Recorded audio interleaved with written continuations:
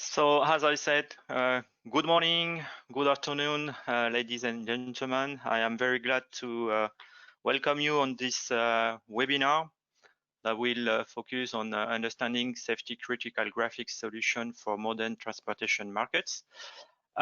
First, I want really to thank you and to thank every of you. The number of people that attend this webinar is very amazing. So thank you for that. In the same time, I would like to thank you, Christopher and Robert, that will assist me during this webinar. I am Frédéric Maraval. I am the product manager at IEC company. Our company is focused on real-time development tools and software quality tools for embedded markets. And we represent DiSTI Corporation and CoreAVI in France. And Christopher and Robert will do the technical or the more technical presentation about this webinar. Don't worry, I know that my accent and my English is sometimes very terrible, so I won't speak too much. Before to start, I will just give you some general information about this webinar. So the first is that the session will be recorded. All attendees are muted, and at the end we will have a Q&A session, and you will be able to send your question through the question chat you have on your control panel normally. I hope that the connection is good enough for everybody to be able to hear us clearly. Don't hesitate to send me some remark if you have some trouble during the webinar through the chat window too. So the objective of this webinar is how to design a safe and secure human interface in embedded market, and especially for critical application. How to take advantages about modern platform, CPU, GPU, and new technology for designing this GUI, and how to implement and deploy such critical HMI in a cost-effectively way. So we will try to attain and to achieve all this objective. We will start now. I give the ball to Bob.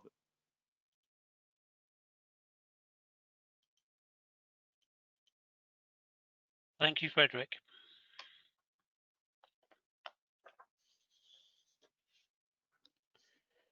Good afternoon, everyone. My name is Robert Pickles. I'm with a company called CoreAVI, as mentioned by Frederick.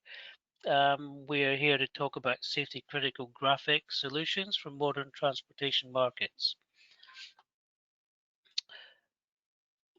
So if we look at the agenda, I'm going to have an introduction on CoreAVI just to inform everyone about who we are, what we do, and what we're going to do in the future. We're going to look at market trends that are happening now and going to happen in the future, and how we can meet those market trends with products that everyone can use for certifiable systems. We're also going to talk about Vulkan SC, which is safety critical. We're going to have a look at the DiSTI GL Studio. We're going to then look at compositing, which might be interesting for a whole range of market spaces to allow blending or merging of video streams. And then we'll talk about our ARM partnership. So to introduce CoreAVI, who are we and where do we come from? So we originally started in 2005 with a company called Channel One UK, which was into component obsolescence, providing 20-year component supply, especially for embedded GPUs. They opened a US headquarters in 2008 in Tampa, Florida. And around about 2010, 2011, we acquired the IP of a company called Alt Software. So Alt Software were the #1 AMD safety critical OpenGL supplier, software supplier until this time. So they had run about 15 years experience of safety certification. We also acquired their employees, their engineers. So we had a good start with a ready-made team of certification experts in the engineering pool that we acquired from Oak Software. So the product portfolio we can see is OpenGL SC graphics and video drivers. We need video drivers because we have different hardware, different RTOSs and so on. Yeah, we support most of the premium RTOSs as well as Windows, Linux, and the usual. So we have a number of DO178 certification packages. This leads on to other markets for automotive, transportation, and industrial. And we also still supply temperature screened embedded GPUs for 20 years of life. So it's component obsolescence again. 2017, we rolled out CoreAVI, primarily because we had to certify the GPUs from a hardware perspective. So we acquired a pool of engineers who could design and build boards, graphics boards, as well as CPU boards. And the intention was to provide a hardware IP, intellectual property. So we provide the know-how where you can then build the device or board in your own manufacturing plant, and we support you through the entire project with certification artifacts. That's the key goal of CoreAVI. 2018, we have a new generation of certifiable graphics library. This is really aimed at graphics and compute combined. So OpenGL was simply graphics. Vulkan SC is aimed directly at compute and graphics. So we're also on the board of CHRONOS, which is an organization that maintains the open standards for many of the graphics and compute libraries available now, including OpenGL, OpenCL. So by working with the Open Group at CHRONOS, we defined the next generation of Vulkan safety critical. So there's a Vulkan commercial with no safety aspect and Vulkan safety critical with a safety cert API. And we also in 2020 launched our first compute core libraries, which are aimed at embedded vision with CHRONOS compliance for OpenGL as well. So this is the story so far. So we're really pushing towards OpenGL compatibility and compute for embedded vision. We have a number of offices worldwide, support as well worldwide. So you can see the blue items are the CoreAVI offices. You can see that we're based in Waterloo and a couple in the US. So all of the engineering and development and design occurs in Canada, which means that all of our products are ITAR free, which is very important for some of our military customers. So we also have regional support in Europe and Africa, South America, as well as Asia and Australia. This is an interesting presentation slide because if you look at the top right hand corner, we can see the number of systems that we've been involved in. So we've actually certified almost 172 safety critical systems. That's certified, flying in the air at the moment, hopefully driving in the ground as well in the future. So around about 60 known aircraft are flying with our solutions now. That's commercial aircraft, military aircraft. And we now have another 42 systems in progress at the moment. What's also interesting is we did actually have more than this in progress, but 10 were completed earlier this year, and we added another 10 this year. So you can see that we have a big experience in safety certification. We work closely with a number of partners. I hope you recognize most of them. Obviously, one of the most important ones today is DiSTI, because we're providing a webinar with DiSTI. So we're going to look at some market trends, which might be interesting. So we're trying to cover all of the markets to show that we can provide solutions for all of the markets. So embedded vision is the biggest market trend at the moment, where use of GPU shader cores are used to create on-the-fly effects such as target recognition. It could be, instead of an aircraft, it could be an object like a dog on the pathway, or a person, or another car in front of us or behind us.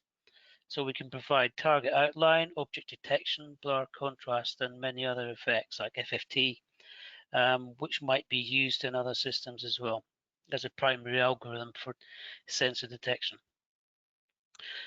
This also leads to a number of capabilities that are actually being used at the moment with see-through capabilities using cameras and GPU shaders. For example, if you imagine a helicopter pilot in the desert or in a bushfire and they're trying to land on the ground and they can't see below the helicopter, then a mounted display on the goggle would allow see-through capabilities to see through the aircraft using cameras to see the obstructions on the ground to ensure that he can land safely. It's a very interesting technique that may be used for other applications in automotive, transportation, and so on. Another concept which is fairly unknown is windowless aircraft, which is coming now. So if you imagine passengers are looking outside the window, but it's actually a display which is being fed by the camera. So this is things that are changing. They're actually doing tests on this now on certain aircraft companies in the Far East, I think. And this will be coming to aircraft fairly soon once the prototypes have been established. Other areas with respect to automotive, we've seen a lot of this stuff at the trade shows, like augmented displays with rear view mirrors with camera feeds, so you can see around you, see behind you, see in front of you as well. Side mirrors that are camera fed, which allow you to do things like have night vision in the cameras, so you can see what's actually behind you. And also windshields with graphical capabilities, such as intelligent or smart glass, where you can see data on the windshield, so you don't actually need a head-up display anymore. It's actually the smarter and intelligent glass is actually showing the data on the windshield without obstructing the view ahead as you're driving. So one of the things that is leading the market is compute. So we need compute for embedded vision, but it's been around since 2004. If we look at a project known as the Low-Level Virtual Machine.org link here, you'll find you could read more about this there. So it's been around for a long time. People have been trying to use it for a long time, but it's really come to a momentum now where everybody wants to use it for machine learning, neural networks, and so on. So most SOCs already have a GPU embedded within them. So Vulkan is allowing access to those GPUs, a very powerful and low-level access, which allows us to do things like smart displays on cars. So it also opens up a number of areas that might be interesting for many industries, such as massive parallel processing using GPU cores. So you have a host processor and a GPU processor, maybe 1,000 processing cores running different algorithms. And of course, this is really useful for intelligence or deep machine learning, as well as embedded neural networks. So advanced driver assistance systems, which we need for the next level of autonomous cars or semi-autonomous cars or hybrid autonomous cars, if you like. And of course, we can use these camera feeds to detect if the driver is actually feeling a bit fatigued and give them some warning signs, or we can even use them for outside to provide assisted braking and so on, yeah, based on the environment outside and inside. So Vulkan SC, this is a product overview, what we provide, the baselines, if you like. But let's ask, what is Vulkan? There may be some people that don't actually know what Vulkan is and where it's coming from. So in essence, it's the next generation graphics and compute API. It's highly efficient, it's cross-platform, because we want to run Vulkan on a number of different devices, such as mobile phones, all the way up to high-end display systems and GPU compute systems. So Vulkan is widely used on commercial applications, including high-performance gaming, which is where the requirement came from. So the gamers have been using OpenGL for a long time, and they couldn't really get the performance for the new level of advanced gaming. So they needed a new graphics API to allow graphics and compute together to allow low-level control of the GPU. So Vulkan's been around since probably 2016. So it's starting to mature. So most of the GPU suppliers, such as AMD, NVIDIA, ARM, Imagination, Vivanti, Intel, and others, are moving to Vulkan. If every single one of those has a Vulkan page on the website. And you never know, Vulkan might even replace OpenGL, OpenCL, and CUDA in the future. If you want to know more about Vulkan, there is a web link at the bottom to Kronos.org. So they maintain the open standard for Vulkan and Vulkan SC. So what do we offer as part of CoreAVI's VK Core SC, which is our name for Vulkan Safety Critical? So we provide a product or an option called VK Core GL, which allows legacy OpenGL customers who don't want to use the Vulkan API or compute to actually use VK Core GL like it's an OpenGL library, the way they use it already. So that allows existing customers with older GPU applications to move or merge to the latest version of Vulkan. We also provide a Vulkan Safety Critical API, so you can actually access the API directly and do graphics independently of the OpenGL. You can also use the compute interface to create shader compute and kernel compute. So shader compute is more about OpenGL shader language and creating effects like embedded vision. So you're manipulating images and changing the output of the display on the fly using GPU cores and shader compute. We also have kernel compute where you could download your algorithms just like OpenCL and CUDA and use the GPU to process those algorithms. Now that's a key concept, and what we're aiming for is safety critical. So if we look at all of the industries now where we have to be involved with safety, we're looking at aerospace, automotive, transportation, trains, and industrial.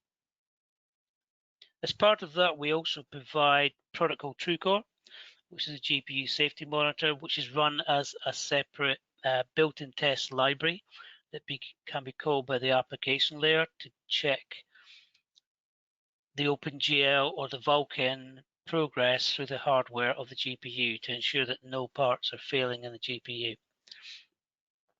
We also provide Encode Core, Decode Core, which is a software API to allow encoding and decoding of H.264 and 265 video streams using the GPU's registers on board.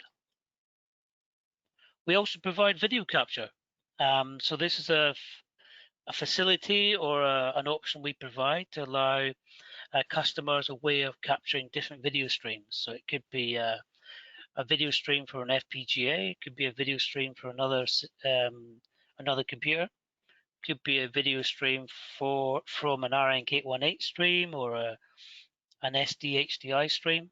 There's many different configurations on a system that could be captured, even a MIPI interface capture if it's automotive. So the Vulkan SC library, we can see here, we've mentioned the options already. There's a driver with a GPU virtualization manager, as well as other features such as multi-core, multi-threading, and compositing embedded within the same driver and GPU manager. We can see that the application layer has access to the API, the Vulkan SC API directly.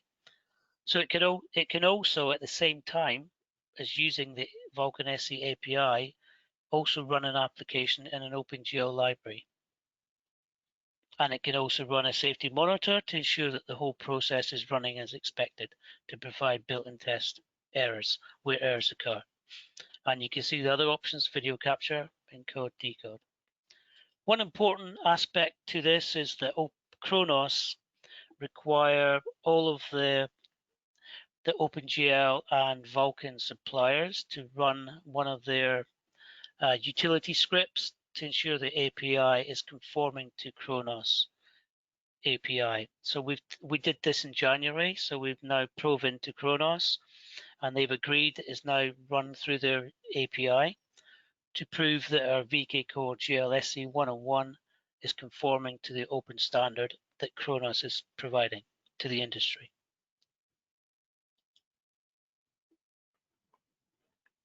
So Vulkan supports a number of GPUs. We have other libraries that support legacy GPUs that customers are currently using at the moment. So we're not going to cover those here. We're just going to cover Vulkan and what Vulkan supports. So the main one is the AMD E9171 GPU, known as Polaris 12, which is 5 display ports. I don't think we've seen a system using all 5 yet, but 5 display ports are available. The total design power of this device is 35 watts, so it's fairly powerful. This has 8 work units available with 16 wavefronts. Now, in AMD speak, the wavefronts are basically 16 wavefronts, each with their own program counters. So that means there's 16 parallel streams working on a maximum 1024 work units per stream. And if you multiply the 8 by 16, you get 128 programmable or individual parallel wavefronts running at the same time, working on their 1024 work units maximum, which is starting to look like a big number, like 131K work units possible inside a GPU running at the same time as you have a host processor that's controlling the GPU. So the numbers are quite interesting from a compute aspect and machine learning aspect. We also support the Vivanti GC7000XS VX. It's very important, this one, because this is the only Vivanti we support, because this is the one that provides the best GPU and the one that can provide the best performance. If you look at the other Vivanti GPUs, they don't provide the best performance. This one is living on, well, there's 2 of these on the i.MX8 QM from NXP. So we chose that device because of performance aspects. So we can see there's 4 HDMI, which is spelled incorrectly.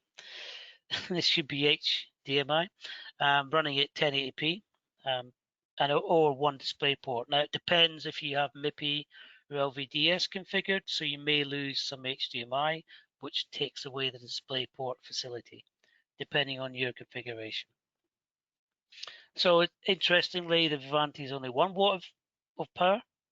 So if there's 2 in the i.MX8, that's 2 watts approximately, depending what the GPU cores are doing. The Vivanti also has 8 shader cores available for shaders and compute as well. So if you would like to evaluate Vulkan SC with either the AMD E9171 card or the NXP i.MX8 board, you can actually evaluate it on Windows and Linux or a number of different platforms. This is the NXP MEK board.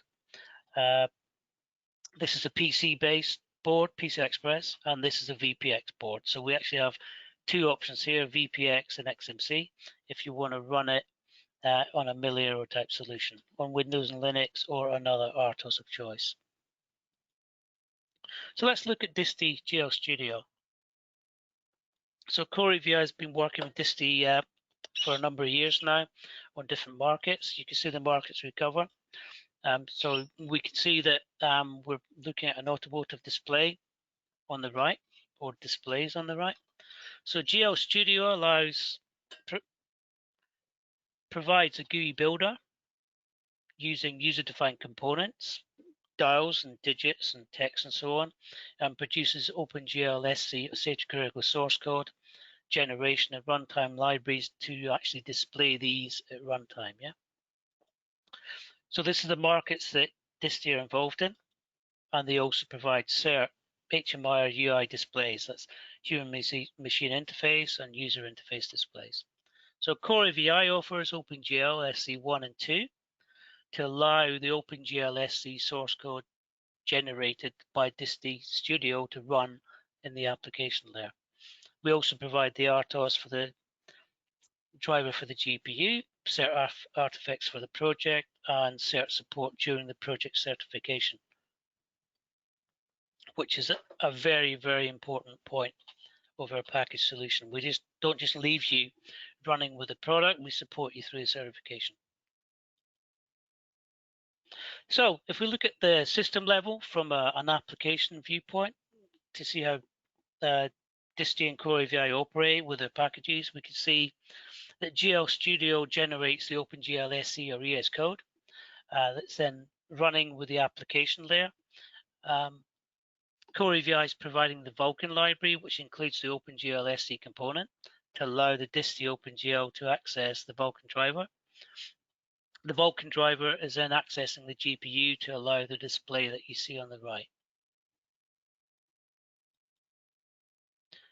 So compositing. So compositing allows multiple frame buffers or layers of frame buffers to be displayed in the same display, like graphical layers, or we also call it blending of video streams or images.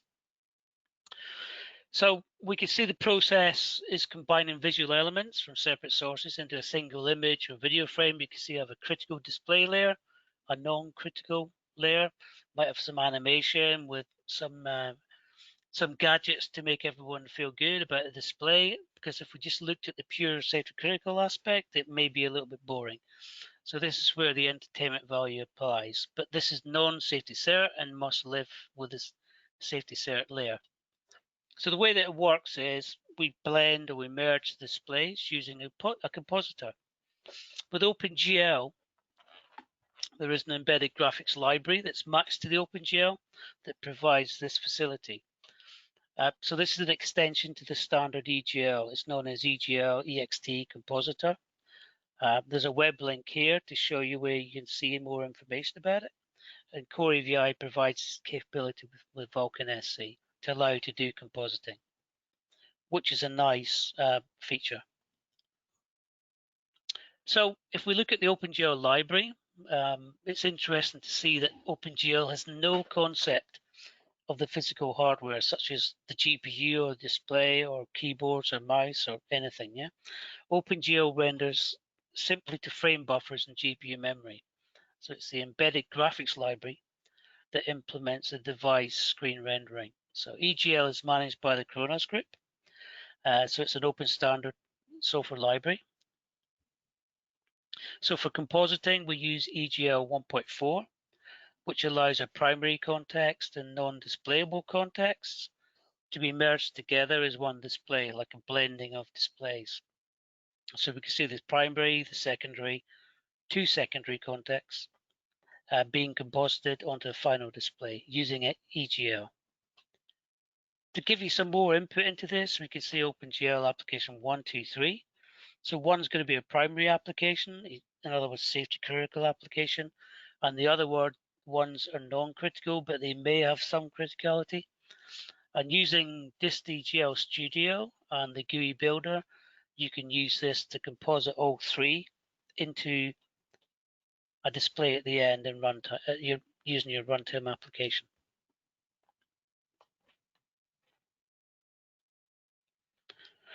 So let's look at a quick compositing example whereby we're going to have two applications on a real-time OS, like partitioned. We can see one application running OpenGL SC from perhaps DiSTI GL Studio. We can have another application which is running a video capture option that we provided. And they're using a kernel mode driver on the RTOS to access the Vivanti GPU, which is the CG7000. So if we look at the i.MX8QM, it provides 6 processors, 2 A53s, 2 A72s. And different RTOS configurations can allow different aspects of this. So they can allow all the CPUs, or may only allow 4 or 2 ARM cores. It depends on the RTOS. So if we look at the video interface, the video capture, this time we're looking at PCIe, but it could be any source from a known standard, a MIPI interface, HDSDI interface. It could be some other device that has a video stream that's not even linked to PCIe. It might be a memory-based device using the shared memory window. So we can see that using the video capture option, the video is coming in from the device, which could be FPGA or a computer system. It's coming through the video capture using a compositor, which is part of Vulkan, and the OpenGL application, which is the critical part. Also using the compositor, we can then build the display on the GPU. So each GPU supports 2 HDMIs, and has 8 cores per GPU. So that means if we're running one GPU with a video capture routine, we could also maybe use another GPU for other access, or another video display, or even for compute, which is interesting. So final slide is about the ARM partnership that CoreAVI have since October 2019. So it's interesting because ARM are due to announce another ARM Mali next generation today, but we can't talk about it because they haven't announced it until after this webinar is started. So we can provide more information after this webinar. So CoreAVI are to provide safety critical graphic solutions for ARM next gen automotive systems. CoreAVI's VK Core SC will be available where required for SC automotive systems, and will support the next generation of ARM Mali. You can see the different Malis that are available now if you look at the ARM website. So typically next generation Malis are typically 25% step in performance between each models in the past. The architecture is based on a Valhalla GPU architecture, and the focus is on graphics and machine learning. So that's going to use compute there for that aspect. So unfortunately, we couldn't give you more information on the ARM partnership, but we can provide an update maybe next week after we're allowed to provide more information. So that's my presentation for today. I'm now going to hand over to Christopher, so he can then go through his presentation on DiSTI, for DiSTI and GL Studio. Thanks a lot, Bob. Really appreciate it. Great presentation. I am going to go ahead and share my screen. Can you see that okay? You can see that fine. Yeah. Okay. Perfect.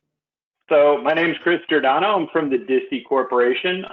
My portion of this presentation is going to step up the graphics stack a little bit to talk more about the development and workflow of the graphical user interface, but in a safety critical manner. So I'm going to go ahead and start out by giving you a real brief introduction to DiSTI. So we were actually founded in 1994. We started out doing simulation and training visuals, building out cockpits for aircraft mostly, flight simulators, and very quickly that led us to creating embedded real-time code generation capability for functional safety displays in real aircraft. So that started roughly a few years after our initial establishment. So you fast forward to today, we've got over 700 companies using GL Studio around the world. We're actually in 47 countries now, not that I'm counting, but and we are very highly specialized in HMI, human machine interface, the graphical portion of your application, everything you see and touch and interface with, including our functional safety background.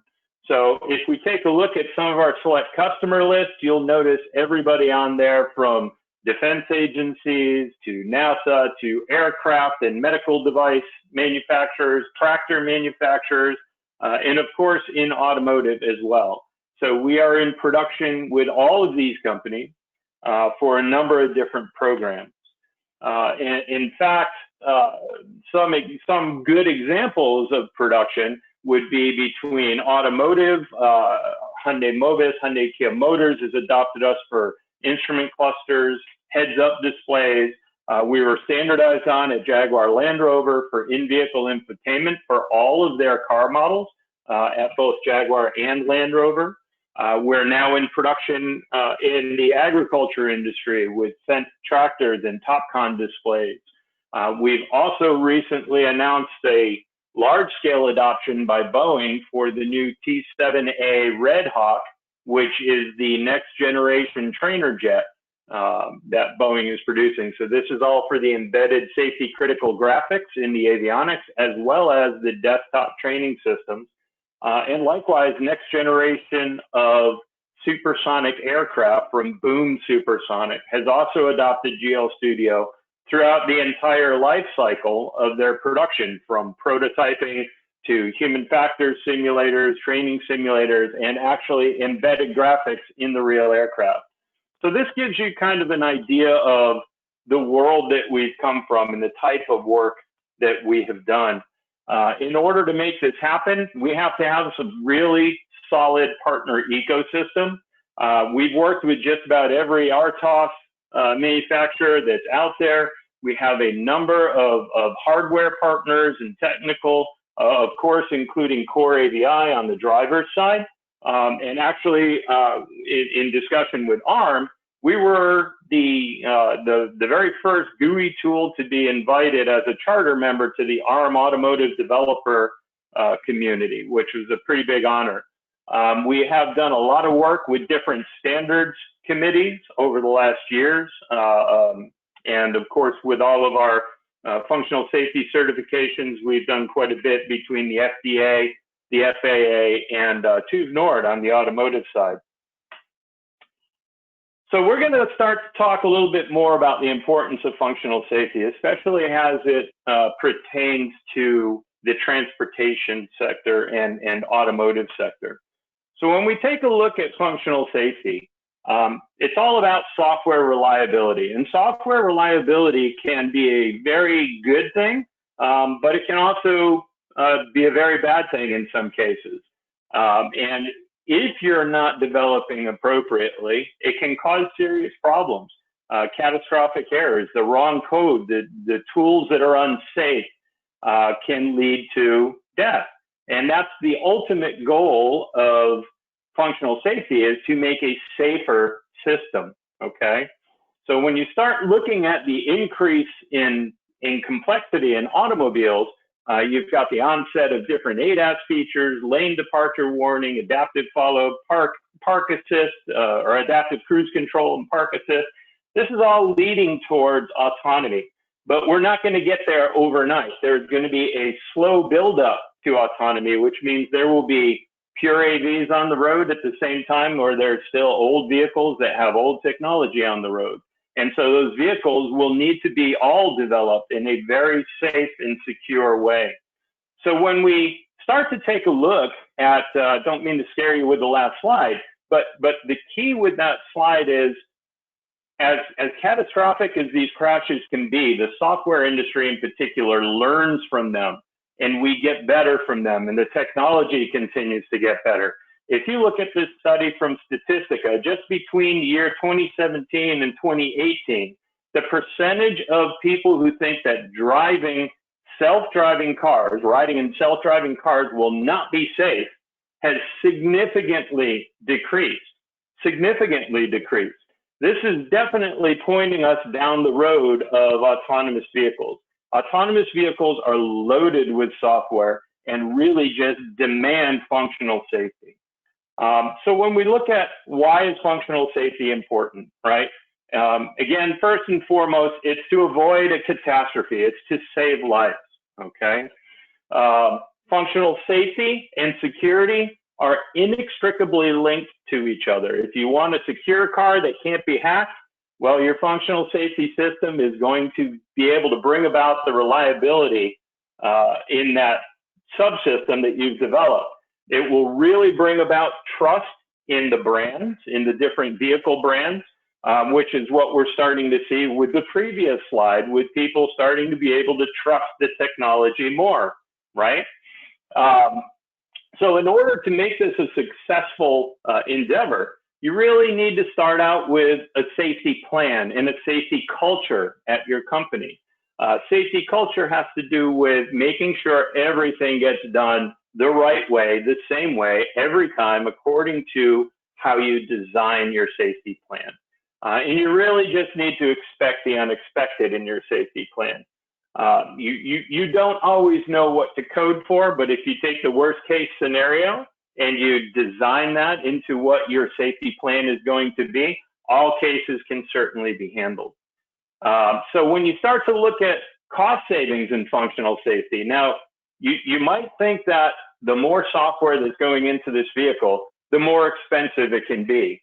Well, the key that you have to look at is a lot of these other tools, commercial tools that are on the market, have already taken into account the sunken cost of functional safety. So you look at CoreAVI, for example, they've been doing this for decades.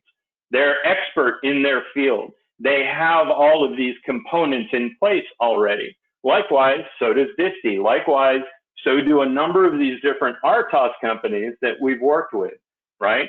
So the goal there when you're trying to minimize your cost is find the right tools that already handle this stuff natively and implement them properly.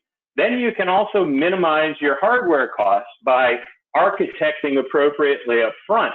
And so when you have the right tools in place and you have the right architecture in place, this allows you to be massively scalable and portable so that you can design one architecture that can be used across multiple models, multiple sub-brands and displays and display sizes and different aspect ratios and how you're going to interface with it.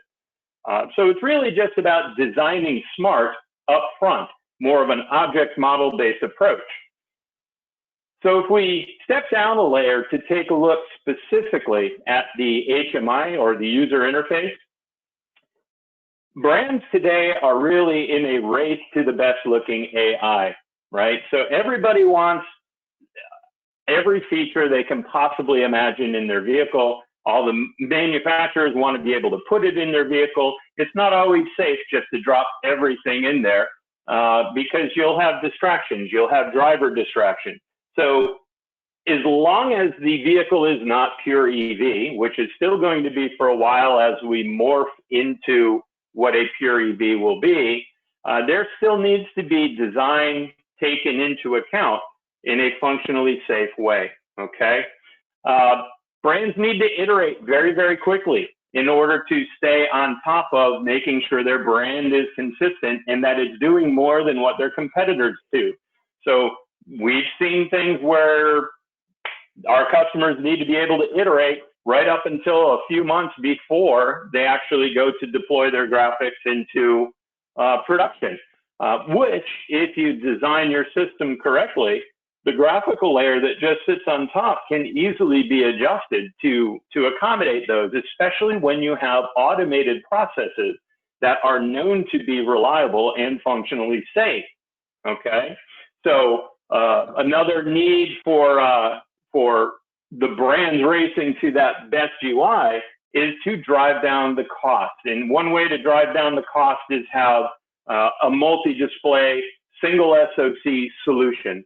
A way to be able to have a single SoC running as many displays as you need. That's much more powerful of a capability. So essentially what you need here is the UI tools that require functional safety and non-functional safety. You need to be able to accommodate a singular process, a single development path that can encompass the exact same tool chains that you'd use for your cluster, your HUD, your IVI, but that still can contain functional safety development processes and procedure. So this need for mixed criticality, as we call it, continues to grow as you start to see more and more manufacturers going down the path of having a single SoC running multiple displays. Some displays require functional safety, some do not. So on top of that, when it comes to functional safety with HMI, we also still need to see a single standards authority put in place. So currently the functional safety standards are really recommendations that can be interpreted by each individual OEM and the tier ones that are doing the development. But at that, there is no one single regional authority that mandates anything at this point other than making the recommendations. Very different than what we see in aerospace, for example, or in nuclear facilities, for example. But the one thing that is pretty constant is the fact that we know functional safety is not going anywhere. And a lot of this has to do with the onset of autonomous vehicles and the the move from a purely manned vehicle to a purely autonomous vehicle, along that continuum, there is still going to need to be a way to functionally safely interact with the vehicle. So that brings us to this mixed criticality concept, and how do we move forward with mixed criticality? So as Bob highlighted earlier, if we take a look at what mixed criticality means from a UI perspective, from the higher level perspective, it's really about blending of a safety critical layer with a standard ES layer. And the primary reason for this is the safety layer always needs to be able to draw last and consistently and the same. But one of the reasons why we are moving down the path of mixed criticality has to do with the design infrastructure that a lot of the OEMs and tier ones are using. Everybody wants to be able to have very complex visual data, 2D, 3D data, complex animations on their screens, on their clusters, their HUDs, infotainment. And a lot of times when you have functional safety content, you'll see that people need to define a blanked out or a black strip on their display to say, this is where our functional safety content's going to draw. It can't move. You can't do anything other than turn it on or turn it off, and we can validate that it works.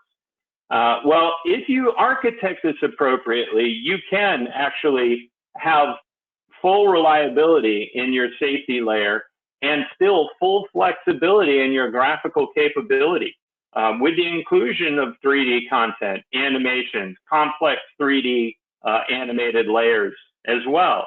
And so that's the path that we go down. But there are certainly challenges to mixed criticality, none of which are insurmountable. So there's the compositing graphics, taking QM and ASIL content, putting this together. Your software architecture can allow for this, as we saw earlier with Bob's presentation, and the compositing capability that they have as well. So requirements, testing, validation, verification, and traceability is all really challenging to do from a composited layer standpoint, but if it's architected appropriately, not impossible. So functional safety systems are for the entire system, not just the individual parts.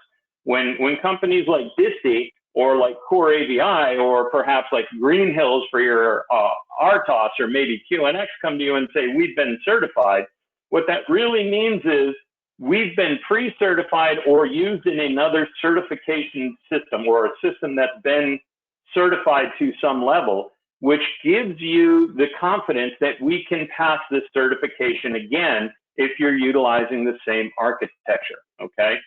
Certification is about the system, not the parts, not the pieces. Of course, certification on Linux can be challenging. You're not working with something that is a real-time operating system. It's not deterministic. You can't always guarantee when something happens with Linux. There are real-time Linuxes that are out there, but Linux can be a challenge. Also, the standard in automotive for ISO 26262 is still very much of a young standard. And so there's a lack of experience out there, although it's very quickly growing. We're starting to see loads of industry experts popping up, and a lot of them are coming from different industries, such as aerospace, such as nuclear, that really have a firm grasp on how functional safety works. The key here, though, is that the hardware then becomes a single point of failure. And so how do you handle hardware failure if you have a single SoC, right? Now, there are mechanisms for doing that. The standards and practices, of course, they're getting better as the ISO 26262 continues to iterate and be re-released. I think we're on Rev 2 now, if not Rev 3 coming up shortly. And of course, one of the biggest challenges is that there is a lack of a singular certifying authority. Very different than what we see in, again, in aviation, for example. Plane will not fly until the system's been certified by the FAA, the JAA, or the CAA to very well-defined and specific functional safety standards. So when we look at what that means from a UI perspective, what do you actually need? Well, you need support in your UI tools for both QM and for ASIL. You need your commercial tools that already have some level of reliability, scalability. You need to be able to contain your costs, right? There is a notion in the market that functional safety is more expensive. Well, that's not necessarily true if you take into account that a lot of these tools already have this sunken cost of developing this capability for you, okay? Support for, again, the multi-display single SoC. So there's already tools that are proven to be able to handle this type of capability. You need a UI tool that gives you very high performance content that can run multiple displays from a single SoC, as well as a more powerful SoC to be able to handle all of the different inputs and outputs coming from several displays. And this really allows you to take advantage of a lot of the latest hardware that's out there. NXP, for example, has a great one with the IMX8 that Bob was talking about earlier, and I'm going to actually bring that up here shortly. So mixed criticality really can meet all of these different demands, right? It's just a function of how do you implement it. And so that brings us to a demonstration that we were able to show during CES and Embedded World of this year. So this technology is available and viable today. It already exists. So we were able to show a mixed criticality one-touch workflow where you can iterate onto the target in under 60 seconds from a single HMI design, where that single design houses both safety critical content, or ASIL, and ES content, or QM, in the same design file. From that point, you're iterating and pushing out to your target, you're iterating and pushing out to your desktop. You have one easy to use customizable workflow that generates two completely separate applications that in turn become composited together on your safety capable hardware. Now, the one-touch deployment is a script-based file that we attach inside of the DLTL Studio tools, for example, that allow you to automate this process so that anybody can utilize this process. You don't need to be a coder to use this process, only to merely set it up for somebody else to use. So when we take a look at mixed criticality in practice, right, again, we have the ability already to create these complex 3D animations in the background. A lot of tools can do that. But what a lot of tools can't do is, in parallel, create that safety layer that sits on top of it and auto-generate both of those layers so that they can be composited together to target. And that's a real big, powerful piece of what we were able to show in our live demonstration. So the architecture from the graphical standpoint, again, a step above what CoreAVI was just showing, has to do with us running on our IMX8, that was the QuadMax MEK. The demonstration is running Green Hills virtualized hardware with our Integrity RTOS, and of course on the safety stack, we've got multiple stacks here. One was a safety stack, and that can run the CoreAVI SC graphics drivers. And then on the standard ES stacks, we're looking at running pretty much whatever operating system you need. But in the case of our example, we were running either Yocto Linux or Android. And so then those push out to the displays using a compositor for the SC and the standard embedded QM content, and then pushing directly out with a bidirectional communication for the infotainment or the center stack display. So this was a very effective iteration cycles and workflow efficiency demonstration, where we were able to iterate in under 60 seconds, make changes to the displays, and run them both on Windows or Linux, but we ran it on Windows for the demonstration, and out to the embedded target at the same time.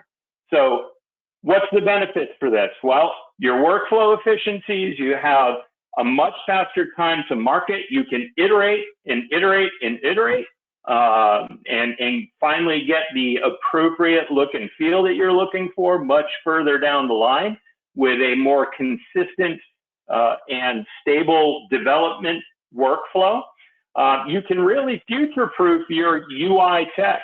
So for our case, we actually provide access to source code, how the source code is generated, the source code for the runtime. This means that in 5 or 6 years, if you need some capability that we don't yet support, you can add it yourself. We can add it through our package-based system. But the key is you're not locked out of any future capabilities. You're really future-proofing your user interfaces. And of course, all of this together really helps you lower your bill of materials. You're able to use less ECUs, so less hardware costs. You're able to have a better runtime performance, which means you don't need as capable of hardware in order to get the same display capabilities, or you can utilize that extra display capability further down the pipe for other future enhancements to the vehicle. So very exciting times for us at Embedded World and at CES earlier. So that brings us to, well, what are the benefits then for the partnership, for example, between CoreAVI and DiSTI? Well, the biggest piece of what we bring to market for our customers is that we have pre-configured solutions and architectures that we've demonstrated together that they can work. You've probably seen both our companies at different trade shows. Well, not recently, but earlier in the year and with many years past, you've seen both of our companies in different trade shows showing each other's technology, showing that this solution does work. Both companies have decades of experience in functional safety and quality implementation, safety implementation.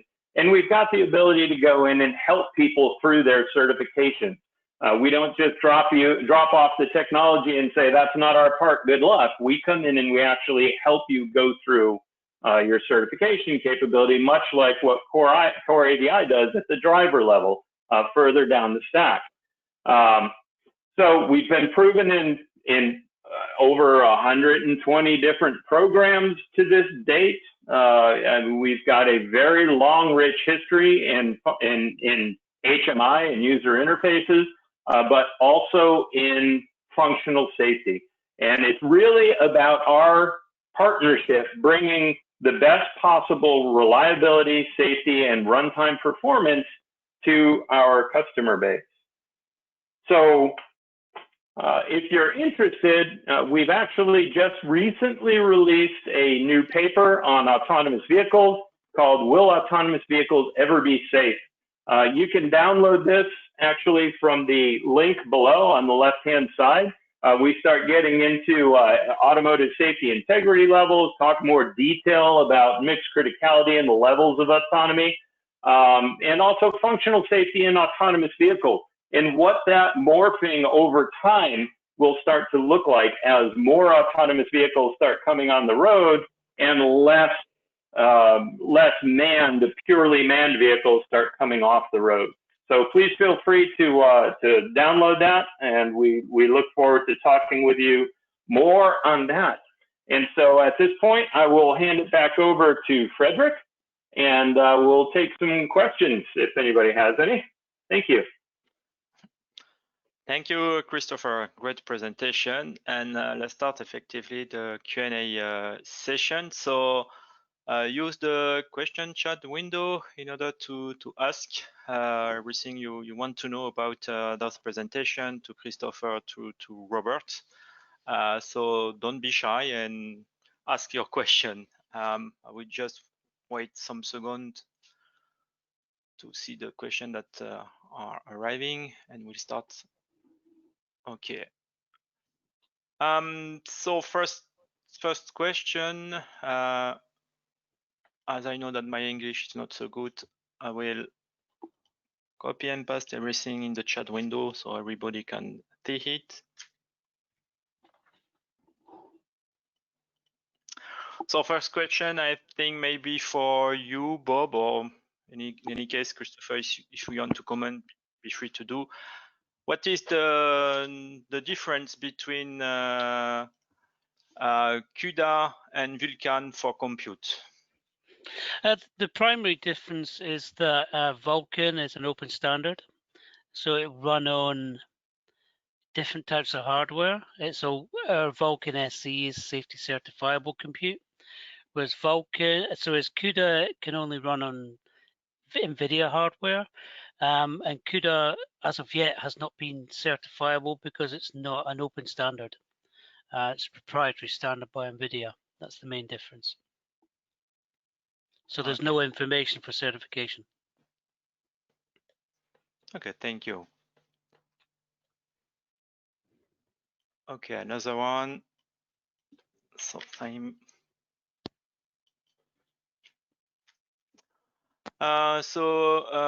what graphical element and effect can be used on the safety layer? Is that for me or for Chris? Both. The one that want to answer our comments. Sure. Well, I guess I can take a stab at that. It really kind of depends on what you mean by graphical elements. I'm assuming they're meaning what kind of special features can you use? Probably like pixel shaders, bump mapping, complex animation. From the GL Studio side of it, at the top level graphical layer, we've worked with all different types of animation tools. We've worked with things like 3D Studio Max animation, OBJ files coming out of Maya animations, and then of course Adobe After Effects, which you can use to create animations. All these things can be directly imported right into the tool chain so that you can then manipulate those animations in a visible way. And if you're talking about things like pixel shaders, bump mapping, specialized graphical techniques, GL Studio really allows you to utilize any of that through a package-based system where you can either use some of our pre-configured shaders to create your own effects, or you can actually create your own and include them into the package base so that you can distribute them throughout your entire project, let other developers use it. So I'm not quite sure if it's one or the other, but I'm pretty sure between those two, I may have been able to answer that question for him, Frederick. Okay, thank you. The next one is for both of you, and the question is, what is the maximum safety level you can reach? Well, from the GL Studio side, we have already been pre-certified to ASIL D through TÜV Nord, and we actually just received our recertification late last year. And then from the other markets, we've gone through DO178B up to level A. We're developed for DO178C level A. We've been through medical certs, rail cert. So we've got quite a background in that, as I'm sure Bob does as well. Yeah, so from our point of view, we have the capabilities to certify our software in aerospace to the very highest levels, and also in automotive and transportation using functional safety standards. But we typically choose GPU or CPU or system on chip manufacturers that would provide the hardware artifacts that allow us to certify the hardware at the same time. So for example, NXP and the IDO-MX8 provide a package which provides, I think, ASIL B on the IDO-MX8. We then add to that package to make it higher, ASIL D in the end. The same with transportation. We do the same with the AMD devices, which can be certified up to the very highest levels from a hardware and software perspective.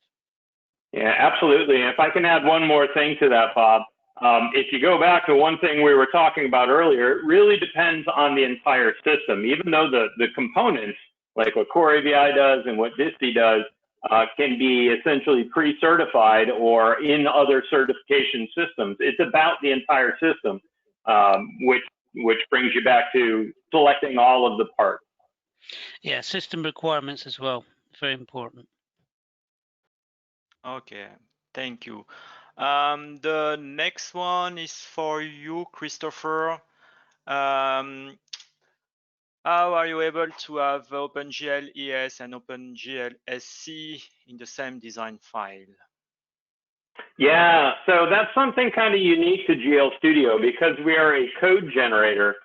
We actually have separate code generators for ES and SC and separate runtime libraries that are appropriate. So in the GL Studio design frame, you can tag different objects to be safety critical capable objects. And then at code generation time, the GL Studio tool set recognizes that and uses the appropriate code generator and runtime library to produce the two separate applications. One is ASIL, one is QM, that then end up getting composited back together for the final display. Okay, thank you. The next one, there are so many I have to select. The next one is for you, Bob.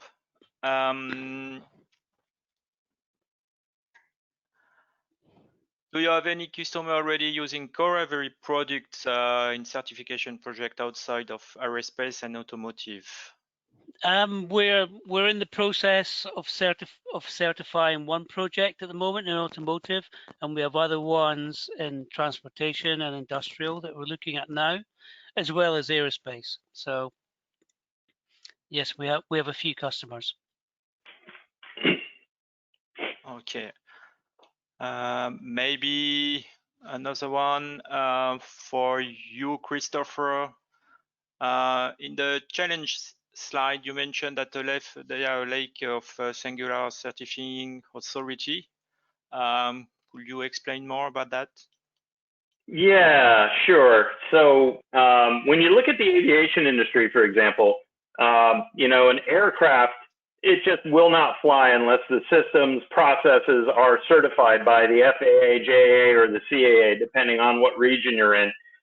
You know, those standards were all jointly developed and worked on by Safety Working Group for RTCA and EuroK, which eventually became released as documents for DO178B and then C, and EuroK ED12B and then C. Those are well-defined paths, and those authorities basically say you're not flying your aircraft in commercial space until we approve that that system and your design and your safety case is all following the appropriate procedures and has been tested, verified, and validated by a third-party entity. I think right now in automotive, it's a bit different because you look at the ISO 26262 standard, it's still relatively young, well, only about 8 or 9 years old at this point. It just reached its second rev, last year, I think. And so it's still really just a recommendation. And people still do follow it, and it's got great recommendations in there. But the key is that there's no single certifying authority that says, you're going to submit your safety case to me for verification and a third-party validation. And I think that's something that really is going to need to happen as more and more safety systems have to start entering the vehicle, especially from a functional safety standpoint. I think we really need to have more of an oversight, if you will, to ensure people are following a consistent set of rules. Okay, thank you very much, Christopher. The next one is for you, Bob. During your presentation, you have spoken about your ARM partnership, and they have announced the G78AE. Xiali, can you speak more about your partnership with ARM? Yeah, sure. I mean, the new announcement by ARM about the ARM Mali G78AE, which stands for Automotive Enhancements, is a major breakthrough in GPU technology because ARM are allowing flexible partition of GPU memory, which allows resolution of interference channels inside the GPU for safety certification. I mean, nobody has thought about this before. It's the first GPU to do this. As well as that, ARM will be providing ISO 26262 hardware data to allow the hardware to be certified as well, which is another important aspect. And the previous question about automotive certification being different from aerospace, it's correct, because typically the manufacturers decide if the system goes live or not. There's no authority to challenge the manufacturer's to the absolutely. system. Absolutely, yeah. Okay, regarding the time, I think we will conclude this webinar now. I want to thank you again, you, Christopher and Bob, regarding your very interesting presentation. For all the questions we didn't answer, we will do it directly by email. The presentation and the record of this presentation will be available, I think, during next week. So you will be able to get this this presentation. Thank you again. Thank you for all the attendees to have participated to this webinar. Stay safe and see you soon. Bye-bye, everybody. Thank you. Bye-bye. Thank you. Bye-bye.